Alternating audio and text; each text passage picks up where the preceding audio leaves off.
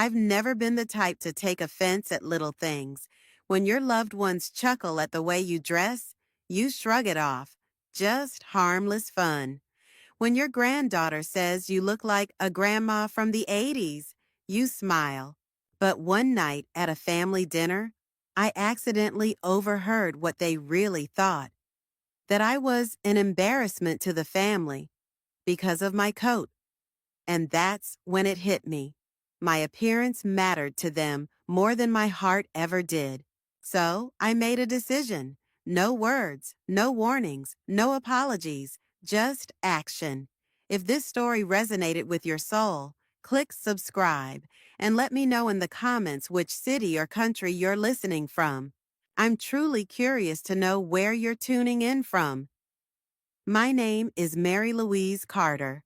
I was 68 years old, and I had spent most of my life teaching English literature in a public high school just outside of Portland, Oregon. After my husband died nearly 10 years ago, I stayed in the same small house we'd bought together in the 70s.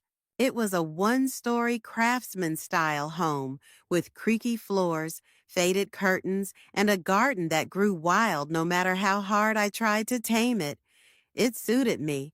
I had no plans to leave it. My days were quiet and predictable, and that was exactly how I liked them. I read a lot. I baked when the mood struck me. I tended to the roses in the backyard with a kind of reverence that made me feel connected to the earth, to time itself. I wore my days like an old sweater, comfortable, broken in, and just right for the life I'd built after so many years of giving everything I had to my students, to my family, to everyone but myself. And yes, I wore the same old wool coat every winter. It was dark green with wide lapels and a lining that had started to thin out around the shoulders. I'd had it since the early 90s. I remembered buying it with my husband, Frank, at a department store downtown. He'd said it made me look like a woman with opinions, like someone who knew how to command a room without raising her voice. That coat had seen more seasons than some of my neighbors. I never saw any reason to replace it. People dress for all sorts of reasons. Some want to be admired, some want to be invisible. I dressed to be warm, to be comfortable. My shoes were orthopedic and my sweaters were mostly hand-me-downs from my sister. I had one handbag, black and sensible, that had been repaired more times than I could count. I didn't think of myself as sloppy. I thought of myself as practical. But lately, I had started to notice things. When I arrived at family gatherings, there was often a pause, a too long glance at my coat or the scuffed heels of my shoes. My granddaughter Emily, 15 and full of teenage sharpness, once asked me if they even made clothes like mine anymore. I had laughed, thinking it was just a joke, but I saw the way her mother looked away, tight-lipped. I saw the smirk that passed between my niece and her husband during last Christmas dinner when I pulled my gloves from the pocket of that old coat and laid them on the table without thinking. It was always small, barely noticeable, a flicker here, a raised brow there. I told myself not to take it to heart. Families tease, they poke fun. But something about the air had shifted. It was no longer just light teasing. There was a judgment simmering beneath it, quiet but persistent.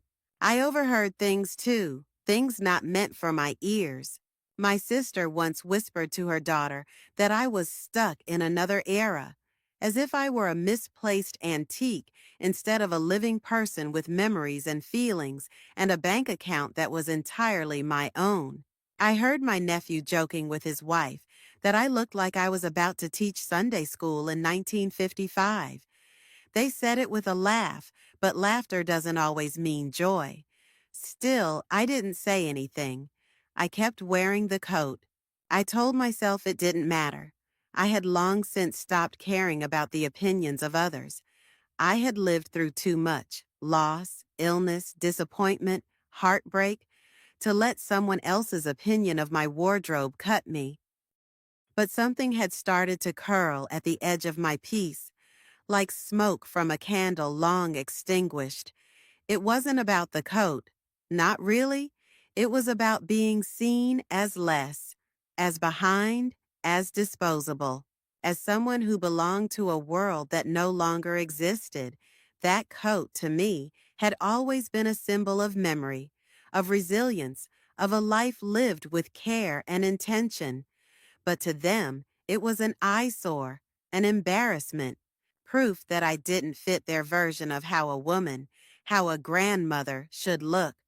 And for the first time in a long time, I started to feel like maybe I didn't belong. I began to wonder when my presence had shifted from being welcome to being endured. I noticed how I was always seated at the far end of the table now, how they rarely asked for my opinion except when it was about something harmless, like a cookie recipe or a book they assumed I'd read decades ago. I wasn't asked about politics or current events. I wasn't asked about how I felt. I was smiled at, nodded toward, passed over. I didn't want to be the center of attention. I never had, but I also didn't want to be invisible. I never expected gratitude or admiration, but I did expect basic respect. And the truth was, I didn't feel respected anymore. I felt like a costume in a play they'd all outgrown. That winter, when I pulled the coat from the back of my closet and shook it out for another season, I paused. For the first time in years, I held it in my arms and didn't put it on. I just stood there, feeling the rough wool under my fingers, thinking about the woman I had been when I first bought it, and the woman I had become. I wasn't angry, not yet, but something inside me was beginning to stir, something that had lain dormant under decades of politeness and patience, something that did not want to be pitied or dismissed or styled into someone else's image of relevance. That something was beginning to take shape, and I had a feeling that it would not be satisfied with a new coat. It was my great-granddaughter's birthday, and the house was already humming with voices and footsteps by the time I arrived. Balloons twisted around the mailbox, and a folding table outside sagged under the weight of store-bought cupcakes, plastic cups, and a towering punch bowl that glowed an unnatural red. The air was thick with the scent of sugar and grilled hot dogs, and the late afternoon sun made everything shimmer with a kind of too bright cheer. I had worn the coat again, my green wool coat, buttoned all the way to the neck despite the mild weather. It had been a little windy that morning, and the familiar weight of it around my shoulders felt like a kind of armor, even if the lining was thinning and one of the buttons had been re-sewn twice. I also wore my favorite flats, the ones with the worn soles that molded to my feet just right. I didn't think twice about it. When I stepped onto the back patio, children scattered in all directions, shrieking and laughing, chasing each other across the lawn. The adults lingered near the buffet, paper plates in hand, sipping from plastic cups and talking in small groups. I was greeted with a few smiles, a few tight hugs, and the usual chorus of, "Hi, Grandma." "Good to see you, Mary Louise." And "Can you believe she's already 7?" I smiled and nodded and found a quiet spot under the shade of a maple tree where I could watch the scene unfold. I didn't expect to be the center of attention. I liked observing. It was one of the few skills I'd never lost touch with after all those years of teaching, sitting quietly and watching the room without needing to steer it.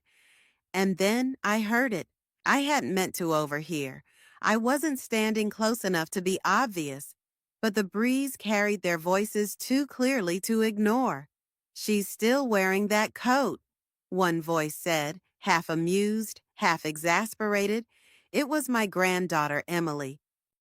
There was a pause, a muffled laugh, then another voice, her mother's, smooth and careful. "I know. It's like something from an old detective movie. I keep expecting her to pull out a magnifying glass. More laughter. Then a lower, unfamiliar voice. Someone's husband, I assumed. I honestly thought she was just eccentric, but now I think she's doing it on purpose. Like, look at me. I'm so quirky. Or stubborn, Emily chimed in. It's just kind of embarrassing. I mean, it's a birthday party, not a funeral. The words struck me not like knives, but like stones, heavy, blunt, meant to be tossed, not to kill, but to bruise. I didn't move. I didn't speak. I stood still in the shade of that maple tree, my hands clasped gently in front of me, the hem of my coat brushing my calves as the wind picked up again. The air no longer felt festive. It felt thin and sharp, as if it had been peeled back to reveal something truer underneath. It wasn't what they said exactly. It was the tone, that easy, careless cruelty reserved for people who weren't supposed to hear it. The kind of laughter that comes from knowing you have the upper hand, that the person you're mocking won't fight back. I stayed under that tree for another 10 minutes, maybe more, until the ache in my chest stopped surprising me and started to settle into something else, something quieter and colder. Eventually, I made my way inside. I helped clear a few plates, kissed the birthday girl on the forehead, and slipped out before dessert was served. No one seemed to notice, or if they did, no one stopped me. Driving home, I didn't cry. I didn't curse. I didn't replay the words over and over again like I might have in my younger years, trying to twist them into something less painful. I simply let them exist, let them ring out in the silence of my car, and then dissolve into the air like smoke. I knew what I had heard, and more importantly, I knew what it meant. I had become a symbol to them, not a person, not a woman with her own tastes and choices and reasons, just a character in their story, the quirky grandmother, the outdated matriarch, someone to be joked about, pitied maybe, but not understood, not respected. That night, I stood in front of the mirror for a long time. I looked at the coat.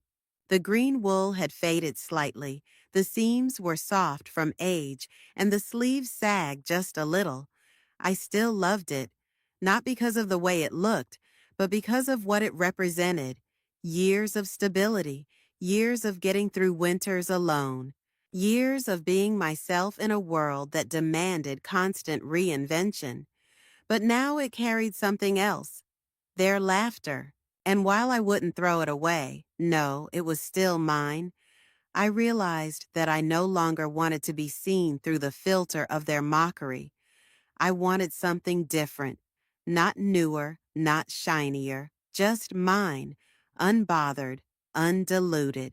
And if they thought I was eccentric before, they hadn't seen anything yet.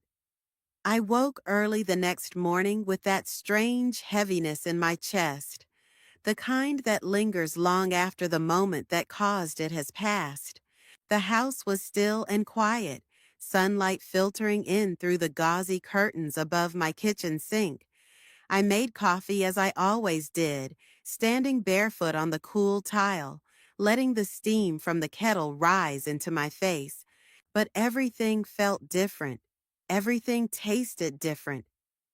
I sipped from my favorite mug, the chipped one with the bluebirds, and tried to shake off the lingering residue of what I had heard the day before. But it clung to me. It sat on my tongue like something sour, something spoiled.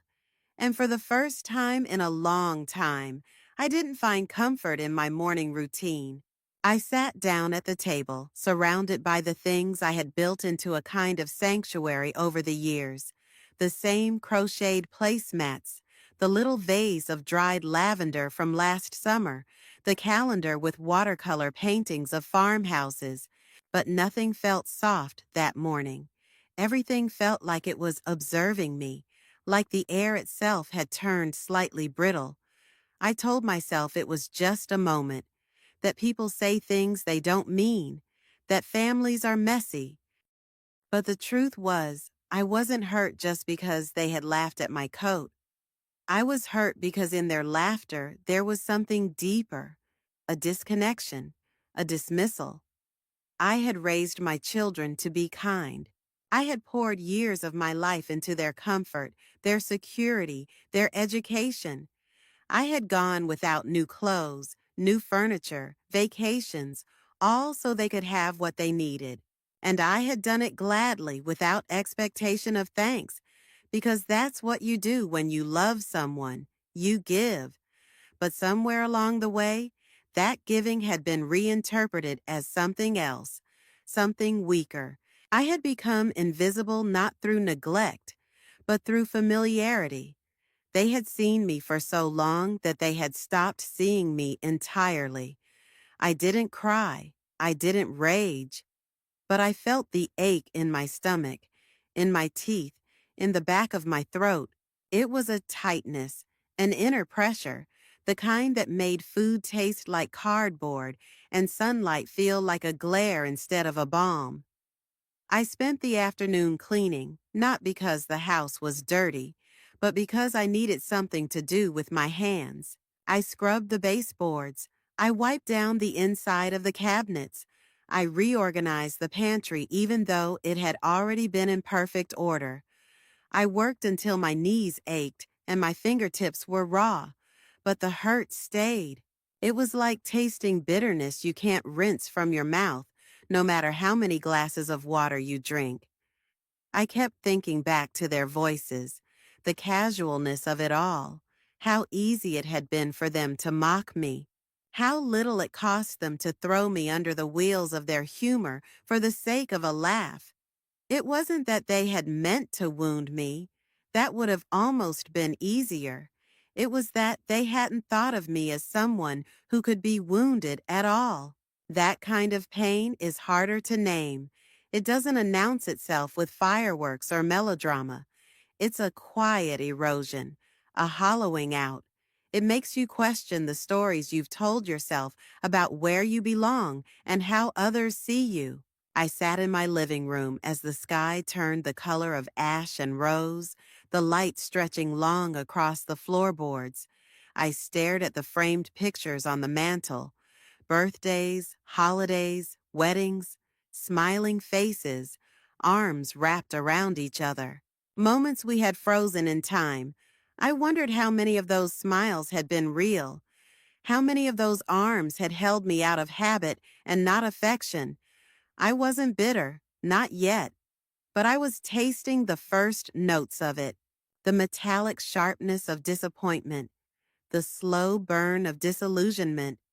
It curled around the edges of my piece and made itself comfortable there.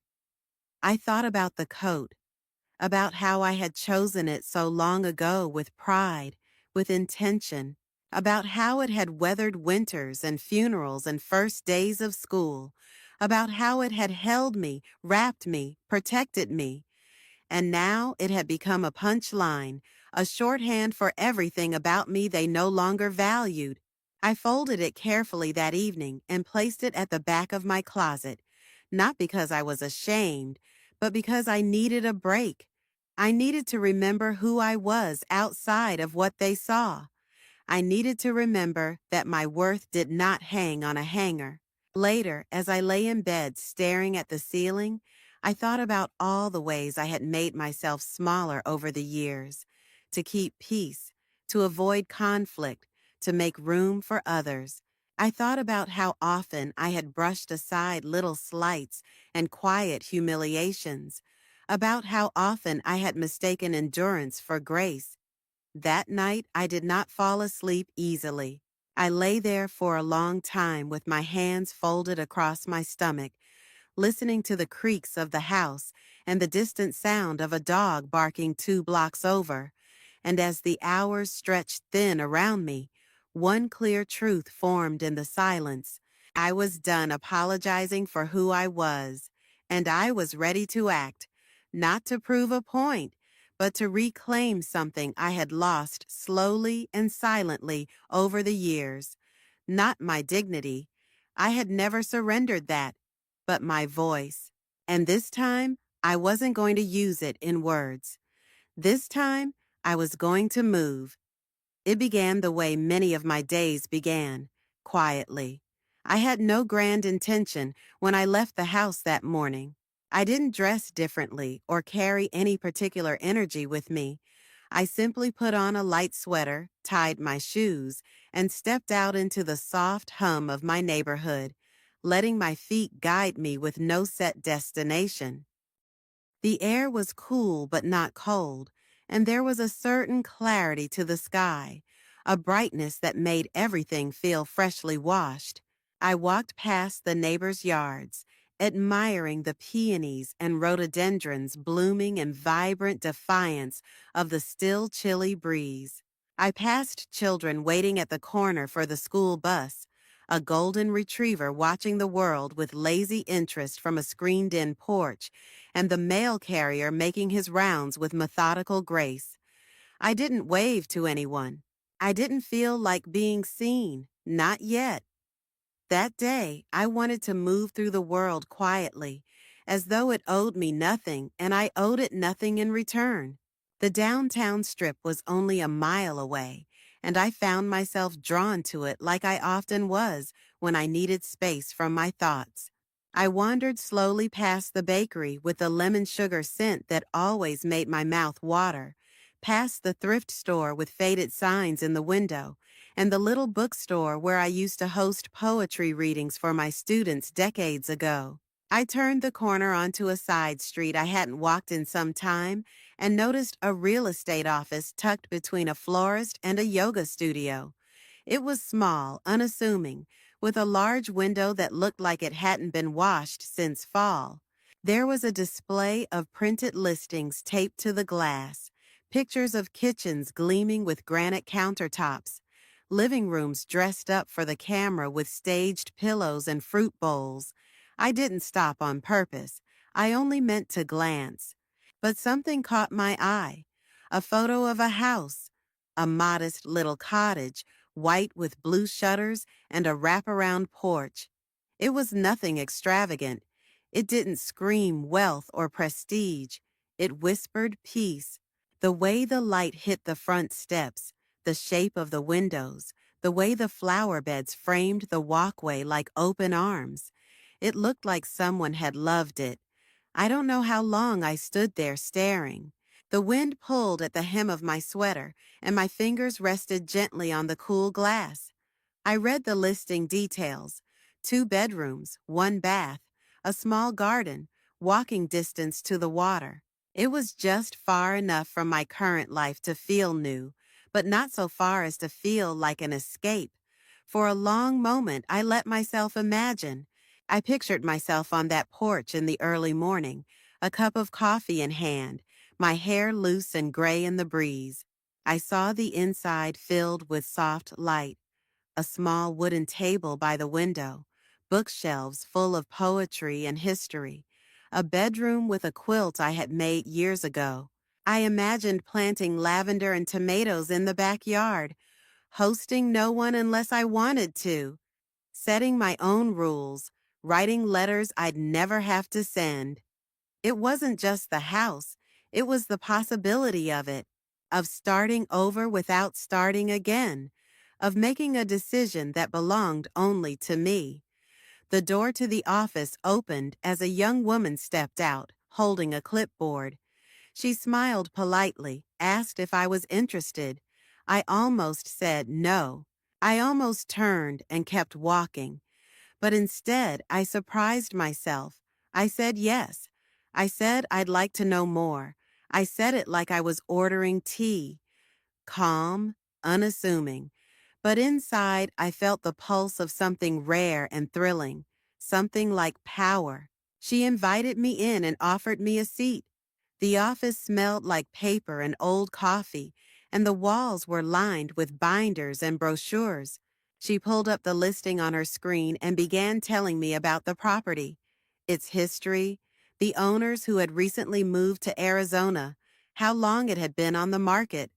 I nodded, asked a few questions, but I already knew.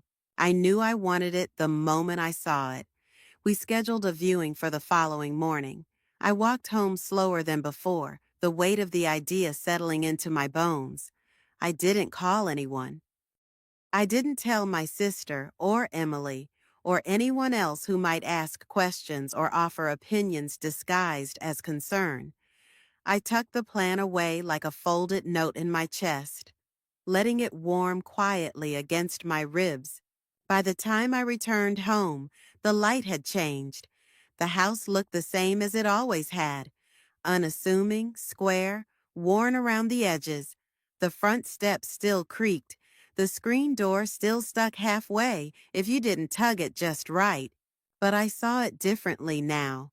Not as a burden, not as a trap, just as something that had served its time. That evening, I ate a simple dinner. I didn't turn on the television or the radio. I didn't need noise. I needed quiet to think, to feel, to let the idea root itself deeper inside me. I went to bed early, pulling the blanket up to my chin and listening to the house settle. I knew change was coming, not tomorrow, not in a blaze, but in steps, quiet ones like the ones I had taken that morning, and I would keep walking, in silence, in peace, on a path that, for once, belonged entirely to me.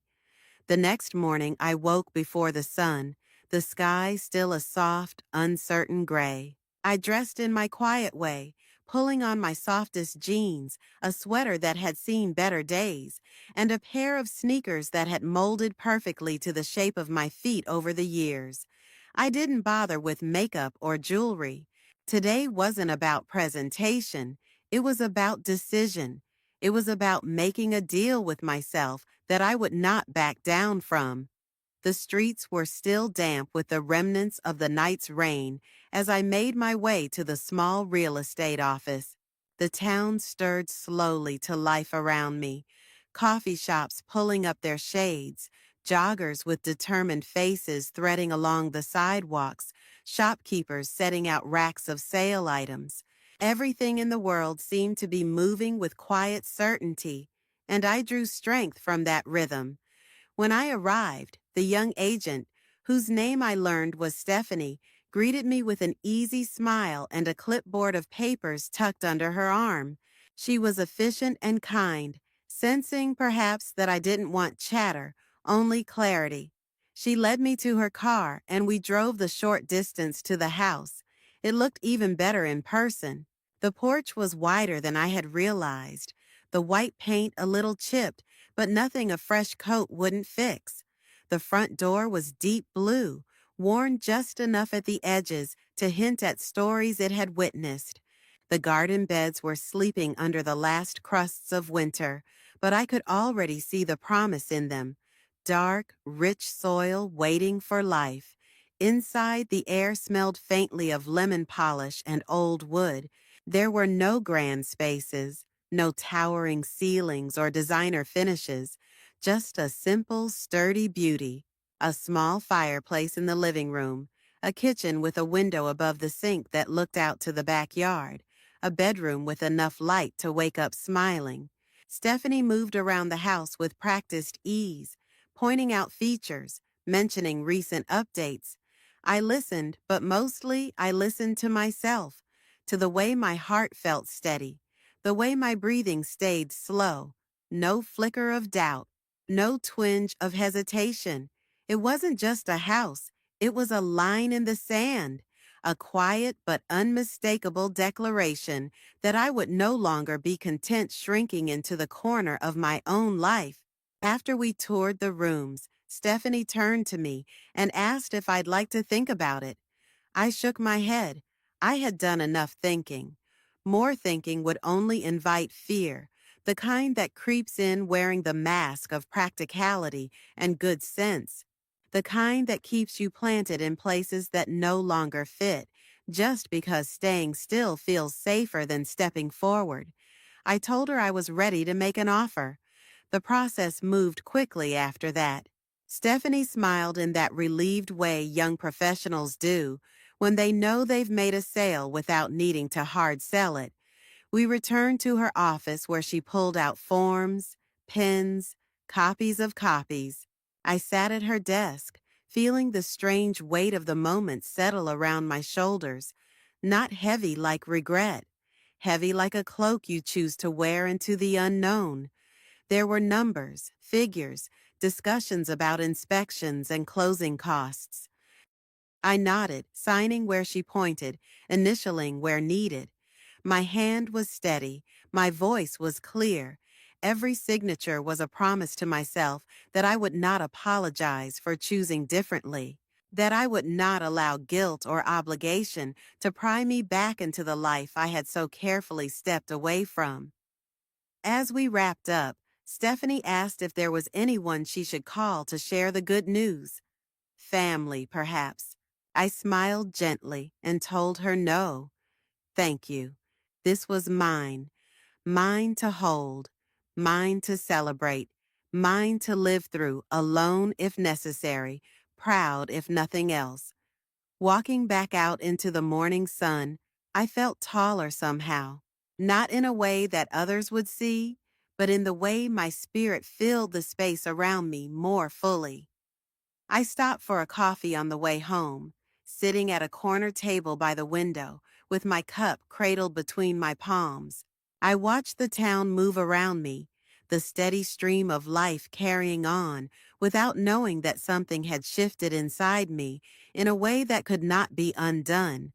I thought about how easy it had been for them to laugh at me, how effortless it had been for them to define me by the way I dressed, by the way I lived, by the quiet choices they never cared enough to understand, and how easy it would have been for me to let them, to shrink further, to accept that mockery as truth.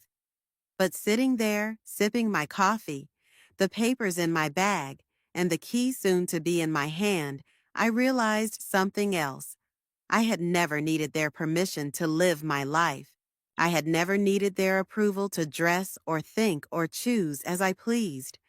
I had only needed to remember that this house was not a revenge.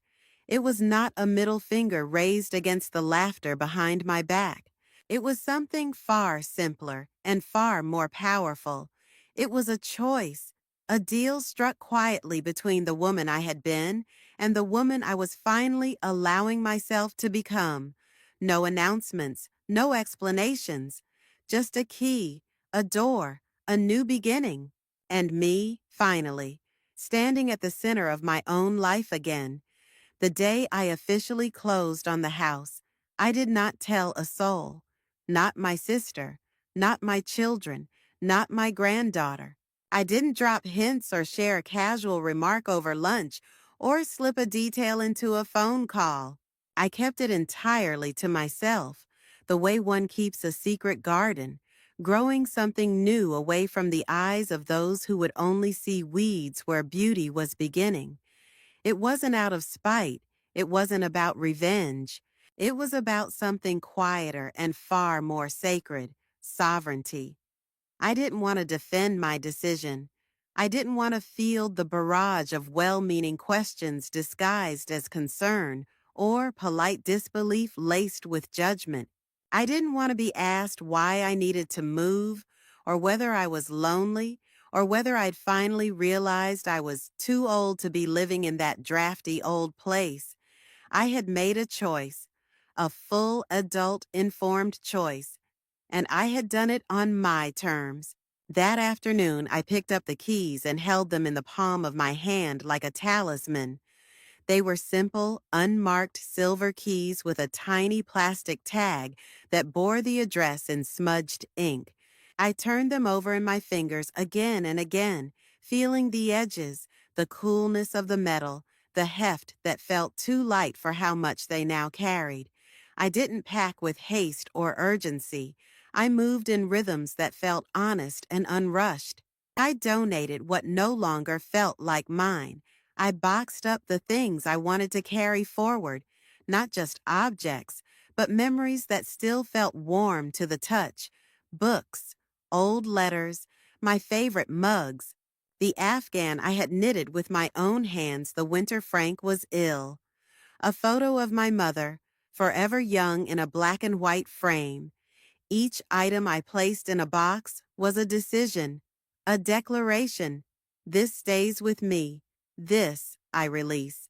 The moving truck arrived on a quiet Wednesday morning.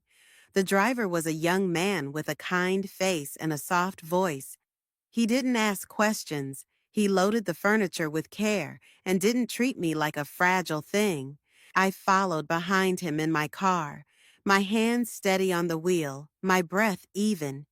There was no sadness, no pang of regret, only the sure, gentle unfolding of something I had waited too long to claim. When we reached the new house, the movers worked quickly. The sound of boxes being shuffled, doors creaking open, footsteps moving across clean floors. It all filled the air with an energy I hadn't felt in years. I stood in the middle of the living room and let it wash over me, the light pouring through the windows, catching dust motes in its hands. It felt like a blank page. When they left, I closed the door softly behind them and stood alone in my new space. The silence wasn't hollow, it was full of potential. I walked through each room barefoot now, listening to the way my steps echoed differently than they had before. I opened every cabinet. I ran my fingers along every wall. I opened the back door and stepped into the garden, still sleepy in early spring. I breathed it all in and let it settle inside me. There was no one to congratulate me, no one to clap me on the back or say, "I'm proud of you." But I didn't need that. I didn't need witnesses to validate my freedom. I spent the first night sleeping on the couch, wrapped in a quilt, the windows cracked just enough to let in the nighttime breeze. I fell asleep to the sound of wind chimes and distant waves, and I slept better than I had in years. Over the next few days, the texts and calls came. "Are you home? Where are you?" We stopped by and no one answered. I let them wait. I let the silence speak for me. Eventually, I sent a short message. "I've moved. I'm safe. I'm happy. No need to worry." I did not include an address. I did not invite anyone to visit. I let them sit with that, as I had so often sat in the silence of their assumptions. They responded the way I expected, confused, curious, lightly concerned, but none of them asked why in a way that told me they truly wanted to know. They asked to soothe their own discomfort, not to understand mine, and so I offered no details. For the first time in decades, I felt no need to explain myself. I didn't explain why I had kept it a secret. I didn't explain why I had left the house behind. I didn't explain what had pushed me past the point of tolerance. Freedom isn't about escape. It's about truth. And the truth was, they didn't need to know everything. They had spent years building a version of me that fit their story, predictable, passive, pleasantly invisible. I had stepped outside of that story. I had written a new chapter without inviting their edits. Some days, I sat on the porch with my tea and thought about what they might be saying. I imagined the conversations, the conclusions drawn, the narratives spun. I didn't mind. Let them wonder. Let them circle the questions without answers. This life, this space, was mine. No explanations required. The envelope was small, square, and ivory-colored. No return address, just a simple gold-edged card tucked inside. I had written only a few lines. I didn't bother with pleasantries or explanations, just the essentials. "I've moved. This is my new address. I'm doing well. I hope you are too." I mailed one to each of them, my children, my granddaughter, my sister. It wasn't a peace offering or a request for reconnection. It was a formality, a statement of fact. I existed elsewhere now, and they were free to know that or ignore it. Either way, I was no longer part of the world they had comfortably kept me in. I dropped the envelopes into the blue mailbox by the pier one sunny morning, then walked to the bakery and treated myself to a slice of lemon loaf and a strong coffee. The sun glinted off the ocean in the distance, and the breeze carried the scent of salt and early blooming lilacs. I felt light in a way I hadn't in years. Not weightless exactly, more grounded, present, like I had finally stepped fully into my own life.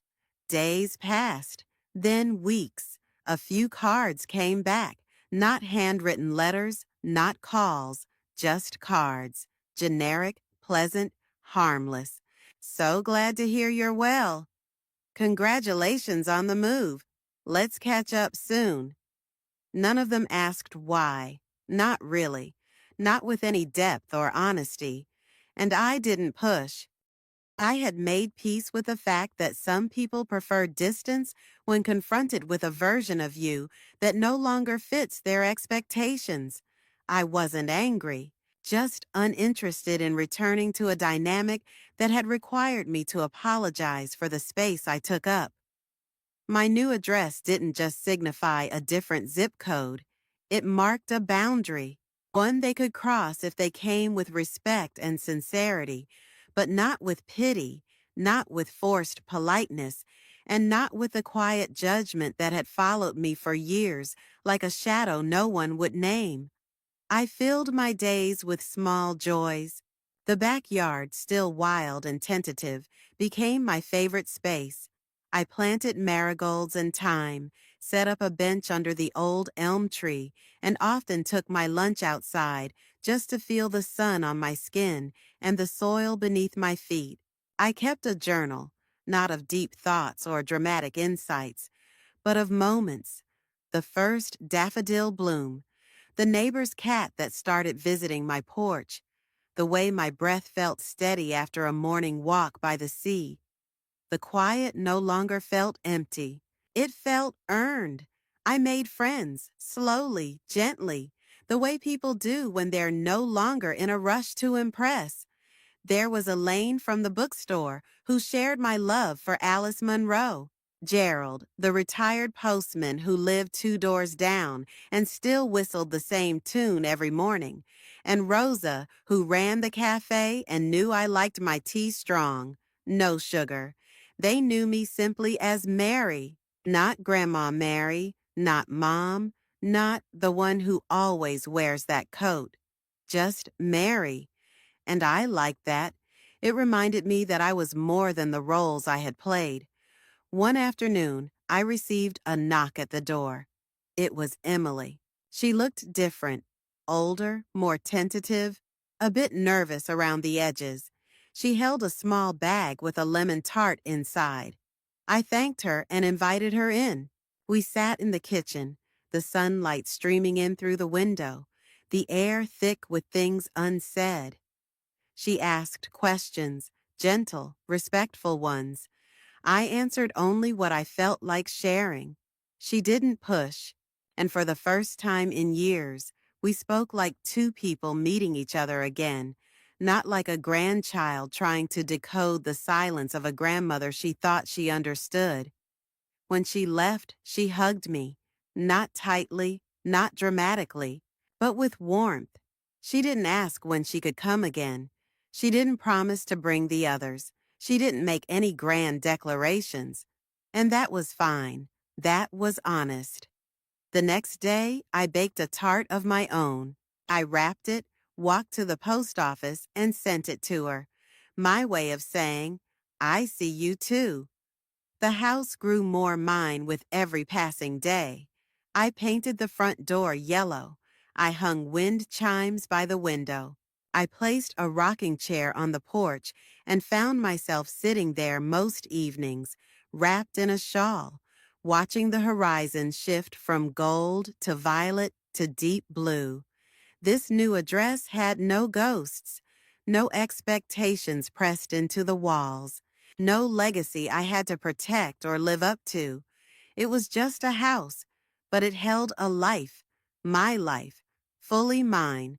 No one would mistake me for someone who wanted to be invisible now. I hadn't vanished. I had simply relocated to a place that finally felt like home. I learned that the most expensive thing a woman can give away is her dignity. Not all at once, not in grand gestures or dramatic sacrifices, but in the small daily negotiations we make in the name of peace. For years I had done that. I had swallowed my own comfort to maintain theirs, folded my preferences to keep the room calm, edited myself down to a version that didn't offend or disrupt. And for what? A seat at a table that kept pushing me further to the edge? After I moved, I spent a lot of time sitting with that truth, not mourning it, just studying it, the way you study a scar on your own body, tracing its edges, recalling the wound, honoring the fact that you survived it. I didn't regret the years I had spent giving. Love, after all, was never wasted. But I finally understood what it had cost me, and I knew with painful clarity that I would never pay that price again. Living in the new house had changed me in ways no one could see. The exterior of my life looked simple, ordinary. But inside, everything had shifted. I no longer rushed to explain myself. I no longer felt guilty for choosing solitude over performance, peace over pretense. I didn't need to be the accommodating mother, the agreeable grandmother, the woman who smiled through discomfort just to keep everyone else comfortable. I had earned something that couldn't be measured in money or approval. I had earned the right to define what my love looked like and what it no longer included. One afternoon, I received a call from my son. His voice was careful, the way people sound when they're stepping around something sharp. He asked how I was. He told me they missed me. He asked if I might consider coming by for Thanksgiving. I thanked him for calling. I said I was grateful for the invitation, but I didn't say yes. That year, I spent Thanksgiving walking along the coast in a thick scarf and gloves. The sky the color of steel, the waves restless and wild. I ate dinner alone, but I didn't feel lonely. I roasted a small chicken, made mashed potatoes the way Frank liked them, and lit a candle just for myself. I played old jazz records and left the dishes in the sink until morning, and I thought, this is what peace looks like. It isn't grand or loud. It doesn't need to be announced. It just sits with you like a friend who knows all your stories and doesn't need you to perform any of them. Sometimes I wondered if they understood what had changed. If they realized that the woman they used to joke about, the one with the old coat and the quiet eyes, had drawn a line so deep she would never cross it again. I didn't need an apology. I didn't need validation. I had already done the most important thing. I had stopped waiting for them to see me, and I had seen myself. That was my price, the cost of reclaiming a self I had lost in service to everyone else's comfort. The cost of choosing silence when explanation would only feed the same old cycle. The cost of walking away with no theatrics, no final word, just a closed door and a new key in my hand. They still sent cards sometimes, invitations, updates. Occasionally, someone would ask if I'd changed my number since I wasn't always quick to reply. I hadn't. I just no longer felt urgency to be everywhere at once, to hold up the family scaffolding while no one noticed I was crumbling underneath. I would always love them. That hadn't changed. But love without respect is just endurance dressed up as virtue. And I was done enduring. The new house became a reflection of that shift. Every piece of furniture, every curtain, every flower in the garden was chosen with the care of someone who had stopped asking what others would think. I painted one wall a deep emerald green, hung up a large painting I had kept in a closet for years because it was too bold for the old house. I bought new clothes, simple, yes, but strong. Not fashionable, not invisible, just honest. I still had the old coat. I kept it in the back of a closet, not because I was ashamed of it, but because it no longer needed to prove anything. It had carried me through. It had done its job. And now, so had I. There's a quiet power in choosing your own value, in refusing to accept that love means shrinking, in saying no without guilt, in building a life that asks nothing from others but the truth, and offering only the same in return. This was my price, and I had paid it in full, with silence, with dignity, with freedom.